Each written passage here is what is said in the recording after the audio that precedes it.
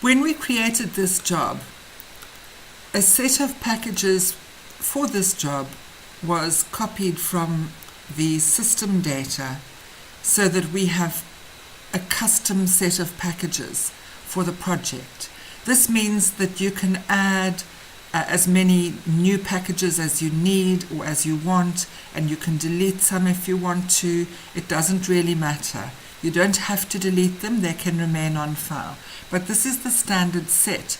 And the reason that I have come here now is to show you that for each of these packages, the default markup, builder's work and sundries percentages have been set to my setup defaults of 5%, 4% and 3%. That means that if you use any of these packages, it will calculate a 5% markup, 4% on builder's work and 3% on sundries.